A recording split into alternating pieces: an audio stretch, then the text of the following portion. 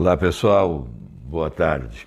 Bem, nós estamos em sessão aqui no Senado. Eu vou tirar a máscara agora porque eu estou com o distanciamento físico necessário aqui da assessoria, né? Então vocês devem estar sabendo que esse é um horário para a sessão do Senado. Mas como há uma longa discussão ali, estou vendo aqui na TV, uma longa discussão, né? Então há um intervalo de tempo que me permite conversar com vocês sobre os acontecimentos do momento. É evidente que os assuntos não faltam, né? São muitos os assuntos. E aliás, faz bom tempo que eu não converso ao vivo com vocês que me honram com a presença na minha página, na página do Facebook, não é? E também participam das atividades do Instagram, do Twitter e do YouTube. Os assuntos.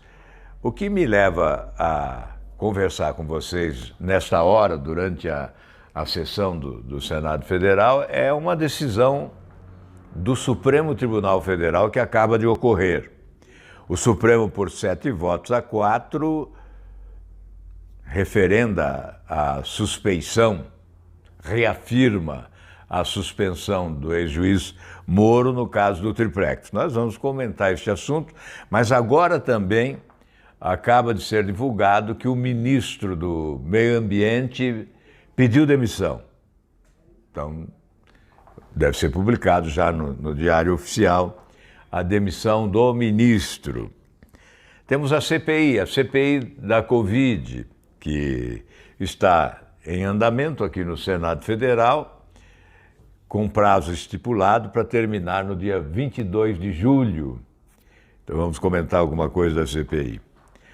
Hoje nós fizemos uma reunião aqui, nesse local mesmo, com a assessoria jurídica do meu gabinete, da liderança do partido e do Partido Podemos, para encaminharmos aí uma proposta de ação direta de inconstitucionalidade para evitar que o dano provocado pelo Congresso, que colocou na árvore muitos jabutis, na árvore da medida provisória da privatização da Eletrobras, muitos jabutis perversos, danosos para o interesse nacional. Prejuízo para o Brasil, prejuízo para você, consumidor de energia, que já não paga barato, mas seguramente vai pagar muito mais caro, né? Exatamente porque os adicionais impostos pelos jabutis levarão os custos e você terá que pagar pela energia mais caro do que vem pagando hoje. É possível pagar mais caro? Já não está tão caro? Já não há reajuste constante de energia? Então nós temos que discutir a hipótese de uma ação direta de inconstitucionalidade, no caso da Eletrobras. Vamos falar sobre isso, sim. Não se trata de ser contra privatizações. Nós somos contra a maracutaia com o nome de privatização. Nós não podemos aceitar que impunemente se aumente o valor da tarifa de energia elétrica, sacrificando ainda mais o brasileiro. Se industriais afirmam que o consumidor pagará por décadas em razão desses jabutis, nós vamos admitir que isso se consolide e seja lei para você pagar mais? Não. Nós temos que cumprir o nosso dever aqui, é o que nós faremos. Não vamos permitir que, pelo menos passivamente, não é? Vai depender da decisão do Supremo. E nós temos que aguardar também a sanção do presidente. Se o presidente da República sancionar, imediatamente nós vamos impetrar essa ação direta de inconstitucionalidade, na esperança de que o Supremo, porque as inconstitucionais são flagrantes, há uma seleção de inconstitucionalidades, não é? Nessa proposta, para evitar que o povo pague essa conta. Mas assuntos, eu disse, não faltam, né? Tem até o assunto do Lázaro Barbosa. O Lázaro Barbosa está em evidência. Olha, uma sugestão aí para os institutos de pesquisa, né? Eu vou falar também sobre o instituto de pesquisa, sobre pesquisas, né? Não sobre os institutos, sobre pesquisa. Mas se colocar aí o Lázaro Barbosa nas pesquisas para presidente da República, é possível que ele consiga um percentual até mais elevado do que alguns candidatos. Por quê? Porque ele está na mídia dia e noite atualmente, né? Ninguém está mais na mídia do que o Lázaro Barbosa, que está demonstrando uma capacidade de driblar que faz inveja ao Romário dos bons tempos, ao Ronaldinho Gaúcho e até ao Garrincha, não é? Que era um driblador incrível, porque esse Lázaro Barbosa está driblando 300 policiais há 14, 15 dias, já não me lembro mais, né? Então, é uma barbaridade o que está ocorrendo, né? Imagine. Enfim, são os assuntos, mas eu vou começar a conversar aí sobre essa decisão do Supremo Tribunal Federal, que considera suspeito o juiz Moro. O juiz que estudou, se preparou, passou num concurso e não foi apadrinhado, foi alçado à condição de magistrado, de juiz, julga com base em provas cabais, definitivas, no meu entendimento, irrefutáveis, provas materiais, documentais, depoimentos, delações, enfim, condena um ex-presidente da República e é considerado suspeito por aqueles que, evidentemente, pelo modelo adotado para a composição do Supremo Tribunal Federal, são verdadeiramente os suspeitos, porque foram apadrinhados para chegarem ao Supremo Tribunal Federal. Então vamos lá. Os juízes que votaram contra a suspeição: Fachin, Barroso, Fux e o Marco Aurélio. Os outros, e olha, 7 foram nomeados pelo PT e um deles foi nomeado pelo Bolsonaro. Estes todos condenaram o ex-juiz Sérgio Moro como suspeito. E a razão da anulação das sentenças prolatadas pelo juiz Sérgio Moro em Curitiba como juiz da 13ª Vara Criminal. Então eu vou repetir. Quem é suspeito, quem passou num concurso sem apadrinhamento e pela sua competência chegou a ser juiz, ou aqueles que foram nomeados pelo interessado ou pelo partido do interessado, que é o ex-presidente Lula. A suspeição do juiz Sérgio Moro é que levou à anulação das sentenças prolatadas por ele lá em Curitiba, quando se decidiu também incompetência da 13ª Vara para julgar ações que se referem a crimes praticados além da Petrobras, para que aqueles que ainda não possuem intimidade com este assunto, não é? O que ocorre? A alegação é de que a 13ª Vara de Curitiba é incompetente para o julgamento do ex-presidente da República, se dá pelo fato de que a Operação Lava Jato se refere à Petrobras. A Petrobras. Então, só os assuntos atinentes à Petrobras é que podem ser julgados na 13ª Vara. Poderiam ser julgados na 13ª Vara em Curitiba. E neste caso do ex-presidente Lula, a alegação é que, além da Petrobras, os crimes praticados, os delitos, se deram em outras áreas do poder público, por exemplo, Ministério do Planejamento, Caixa Econômica Federal, enfim, outras áreas da administração pública do governo da União. Mas a verdade é que a Petrobras era o epicentro da Operação Lava Jato, mas evidentemente os crimes ocorreram em toda a estrutura da administração direta e indireta durante os governos do PT.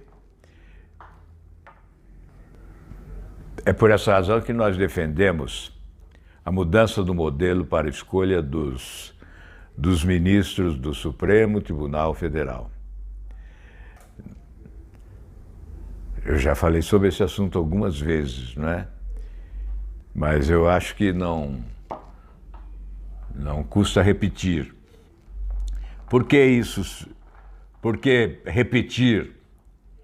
Porque não há uma ação objetiva concreta para mudar esse modelo.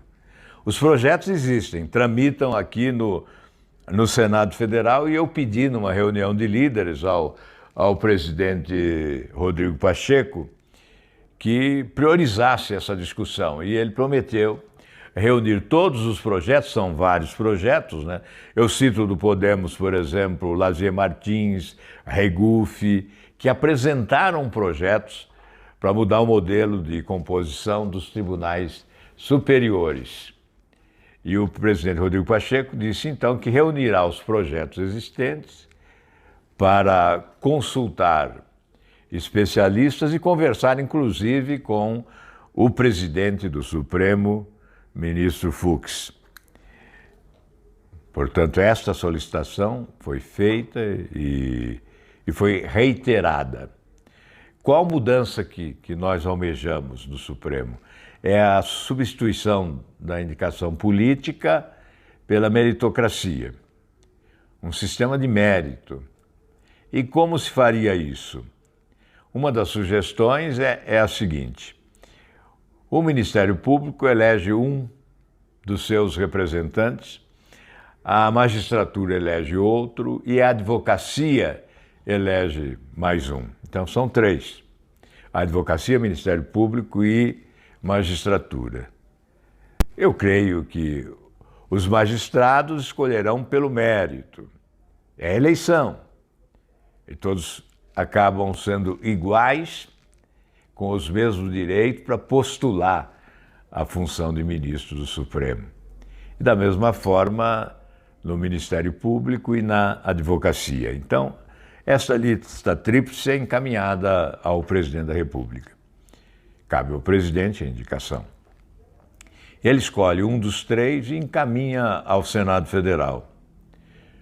No Senado Federal, ao debate na Comissão de Constituição e Justiça, sabatina, e vai ao plenário para a decisão.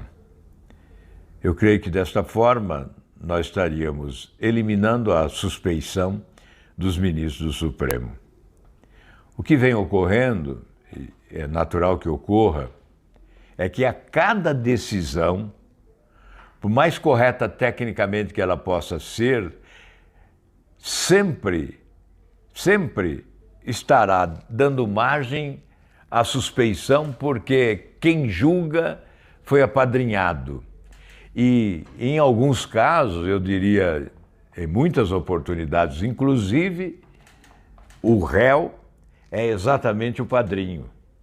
Então, julga-se o padrinho. Eu vou citar um exemplo fora desta questão que envolve o ex-presidente Lula, né, que recentemente nós tivemos um exemplo. O ex-presidente Michel Temer teve uma ação que contraria o seu interesse no Rio de Janeiro, no juiz do Rio de Janeiro, e o ministro Alexandre Moraes anulou a decisão do Rio. Agora, o ministro Alexandre Moraes foi ministro da Justiça do presidente Michel Temer e foi indicado para o Supremo pelo presidente Michel Temer. Portanto, deveria se declarar impedido. Mas não há, em nenhum momento, né, um caso do ministro declarar impedido, né, não tivemos em nenhuma oportunidade esse fato, né? Então a solução é mudar o modelo, né?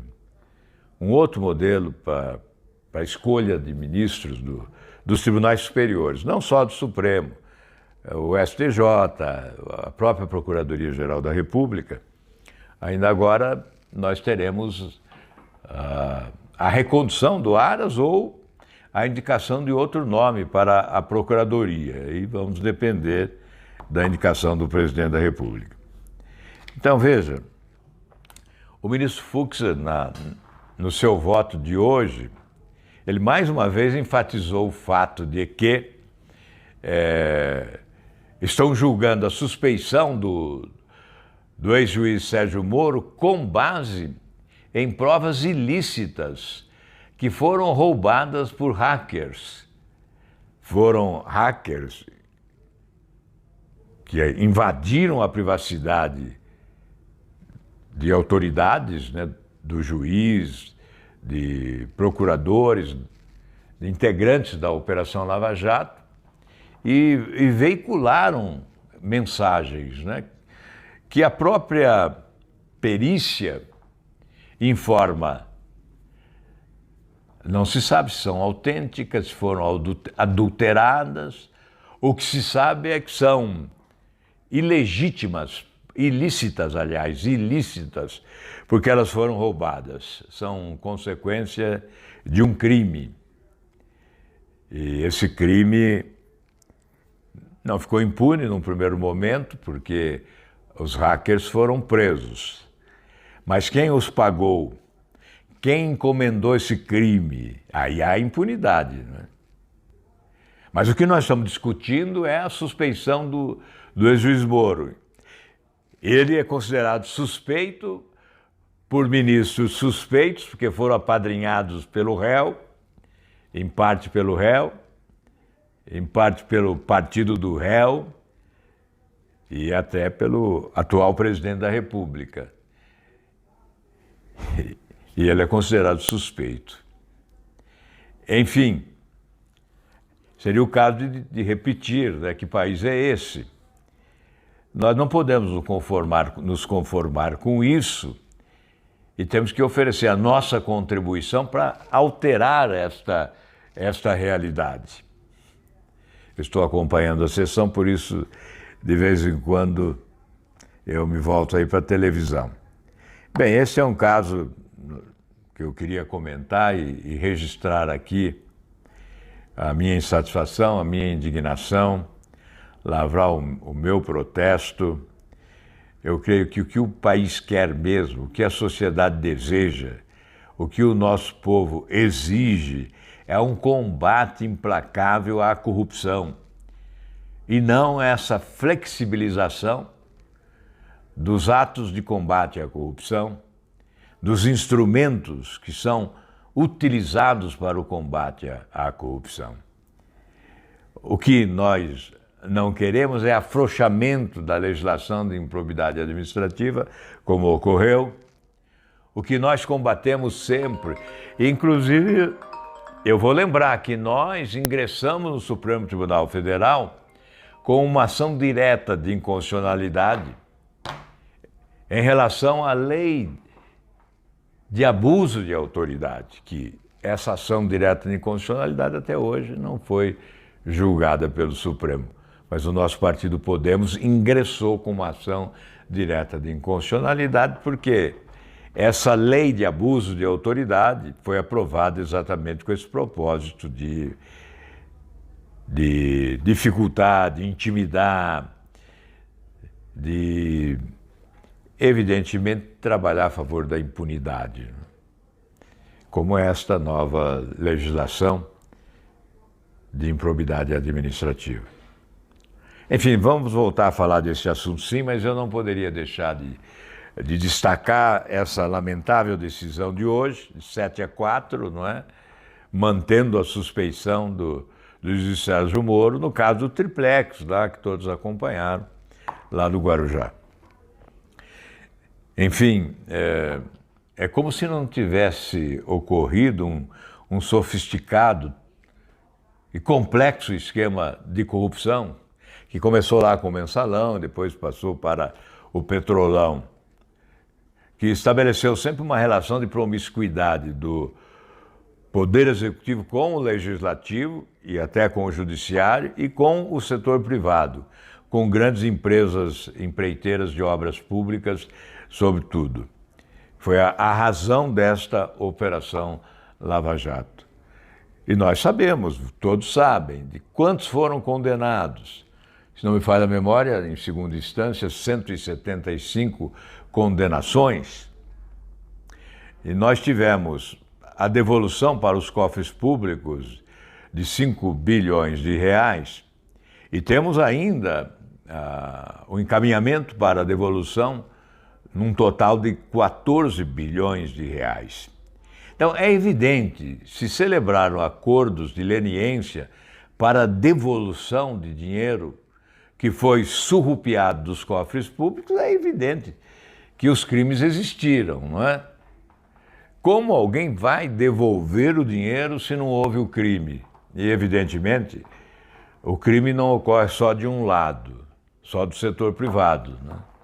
O crime ocorre, e eu sempre entendo que é mais grave quando ocorre a partir do poder público, quando a autoridade pública é a responsável direta pelo crime de corrupção. Esse é o fato, não é? O fato de hoje, lamentável. Fica aqui o nosso registro e o nosso protesto. Não vou comentar sobre a saída do ministro Salles do Meio Ambiente. É um assunto recorrente, há uma imagem ruim do Brasil no exterior em relação à preservação ambiental. Já que o ministro saiu, vamos partir para outros assuntos. A Eletrobras, né? Nós tivemos há poucos dias a aprovação de um projeto, de uma medida provisória, né, do governo, mas que foi totalmente alterada na Câmara dos Deputados e depois no Senado. Essa medida provisória buscava autorização para a privatização da Eletrobras, ou a capitalização da Eletrobras. E nós tivemos aprovação com jabutis, né? Inúmeros jabutis, que procuraram beneficiar localizadamente algumas pessoas, não é? Ou alguns estados, algumas regiões, mas, evidentemente, com um prejuízo enorme para o país. Vamos lá, a Eletrobras é responsável por mais de 30% da energia no país, né? Energia elétrica. As suas linhas de transmissão levam a energia a longas distâncias no país. Há localidades que certamente não existisse a Eletrobras, estariam no escuro. E, obviamente, com essa transferência a pretexto da sua capitalização para o setor privado, da forma como se deu, com a elevação de custos que acabam na conta de quem consome a energia elétrica, nós estamos praticando, eu poderia dizer até um ato de lesa pátria, porque é um prejuízo para a nação. O Brasil não ganha, o consumidor não ganha. Não há ganho em matéria de eficiência de gestão. Nós não teremos um serviço de energia elétrica mais competente, mas o que teremos é um serviço mais caro. Isso não sou eu que estou dizendo, né?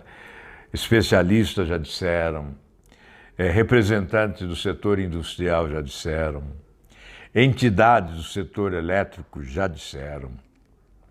E nós estamos valorizando com esta proposta a energia velha e suja, e não estamos valorizando a energia nova e limpa, por exemplo, a eólica, solar.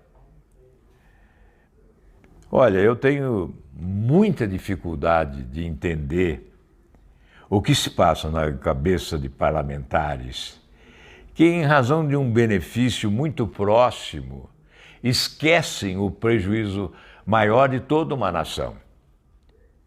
Porque eu via parlamentar combatendo a proposta até 10 minutos antes do início da sessão do Senado Federal. E depois, em razão do atendimento da parte do relator a uma proposta do parlamentar, ele muda radicalmente de posição e passa a defender o projeto de conversão que veio da Câmara dos Deputados com mais jabutis do Senado. Eu disse aqui que os jabutis da Câmara deram cria no Senado, porque houve uma multiplicação, né? Houve uma reprodução de jabutis. Jabutis, acho que todos já entendem bem, é a forma de expressarmos que colocam no projeto itens, dispositivos que não possuem relação com o objetivo essencial da proposição. Estão fora do contexto da proposição. Então, esses jabutis são inconstitucionais. Essas propostas, algumas delas são indecorosas, porque aumentam o custo da energia exorbitantemente. E não há esse respeito ao consumidor. Por essa razão, nós estamos propondo essa ação direta de inconstitucionalidade. Pretendemos propor. Mas não apenas os jabutis. Houve já a inconstitucionalidade flagrante no artigo 1º, parágrafo 1º da proposição. Um texto longo, alguém disse que até se parece com redação da prova do Enem, de tão longo que é o texto. Uma patética, né, sorrateira tentativa de impedir que o poder de veto do presidente da República seja exercitado para excluir da proposta alguns dispositivos. O presidente seria impedido de vetar determinado dispositivo porque eles foram incluídos no contexto de um artigo enorme, né, que inclui alíneas, incisos, péssima técnica legislativa e inconstitucionalidades. Então nós estamos preparando agora, depois desta reunião de hoje, que foi aqui no nosso gabinete, estamos preparando uma ação direta de inconstitucionalidades. A CPI, será que eu falo da CPI? Poxa, como é difícil falar desta CPI, né? E ela poderia ser um grande instrumento de combate à corrupção, corrupção no âmbito da saúde, né? Com desvio de recursos destinados à saúde. Mas também ela poderia ser um instrumento importantíssimo para redirecionar as ações de governo no combate a esta pandemia. Evidentemente, uma postura crítica em relação a irresponsabilidades havidas, ao chamado negacionismo, não é? Enfim, a fogueira de vaidades que se acendeu aqui em Brasília e no Brasil desde o início da pandemia, com a sua politização, não é? O palanque que se armou na busca do protagonismo, com o objetivo de vantagens eleitorais, tudo isso ocorreu. E nós perdemos já mais de 500 mil vidas, certamente muitas delas poderiam ter sido salvas. Então, a CPI podia ter esse foco de imparcialidade, mas ela começou mal na sua composição e depois na articulação para o seu comando. Eu estou falando isso porque muitos me cobram, mesmo no Paraná, a cobrança de que os 3 senadores do Paraná não integram a CPI. Então é preciso dizer que a CPI é composta por 11 senadores. Nós somos 81, evidentemente. Todos não poderiam estar na CPI, apenas 11.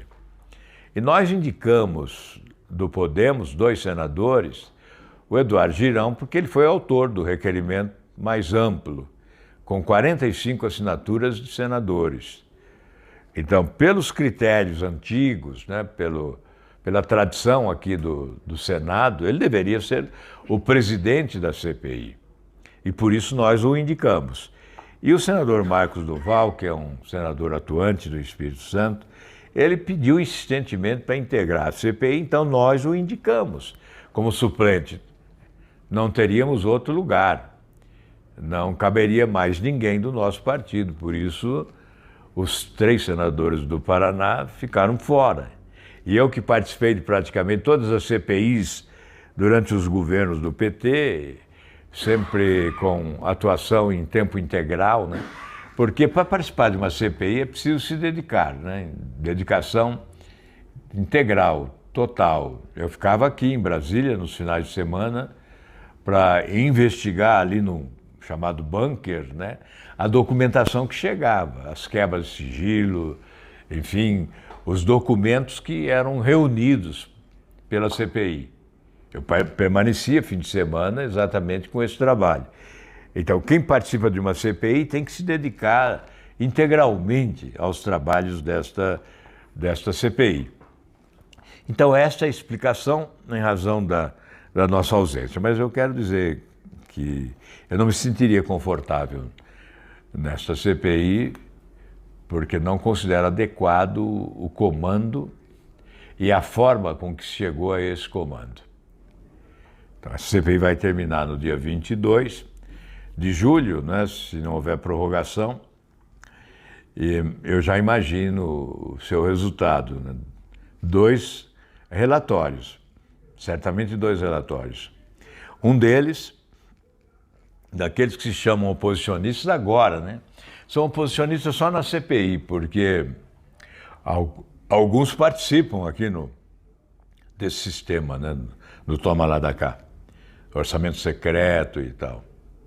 Até eu não entendo como o governo liberou, não participou, não articulou, né, no momento de instalação da CPI. Talvez porque tenha sido apanhado de surpresa com uma decisão do Supremo que impôs a instalação da CPI para atender o direito da minoria. Mas o governo descuidou e então hoje há uma composição adversa ao governo. Então, nós teremos um relatório oficial que fustigará o governo da União, Poder Executivo, o Presidente da República, e teremos um outro relatório paralelo, provavelmente, elaborado por aqueles governistas que haverão de buscar outros responsáveis pelas mortes no país. Outros responsáveis, então, centrarão certamente as suas armas, né? Virarão as suas armas contra governadores, prefeitos e etc. Enfim, nós entendemos que a CPI deveria ser ampla mesmo, deveria investigar o governo federal, deveria buscar responsáveis pelos erros, pelos equívocos e até pelos crimes praticados no governo federal, mas também nos governos estaduais e municipais, já que nós tivemos cerca de 70 operações da Polícia Federal.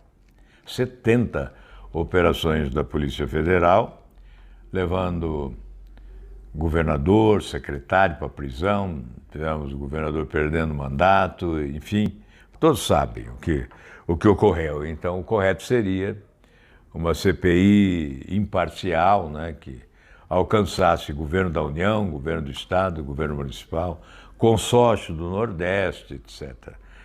E isso a gente está vendo que não vai ocorrer. Bem, amigos, eu acho que vamos parar por aqui. Eu vou voltar aí para a atividade do Senado, que é a atividade principal, né?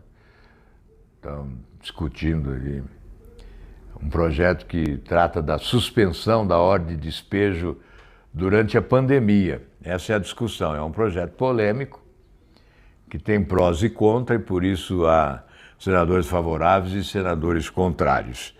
Eu quero agradecer a sua companhia, a sua solidariedade aqui, a sua participação com, certamente, aí alguns comentários, né? Não estou vendo aqui os comentários. Comentários que eu sempre respeito, né? Mesmo que eles sejam de oposição ao nosso pensamento, mas eu sempre respeito e imagino que tem que ser assim. E entendo também que, às vezes, eu não sou o correto, você pode ser o correto, que não aceita os meus argumentos, e isso é da democracia, nós temos que entender desta forma.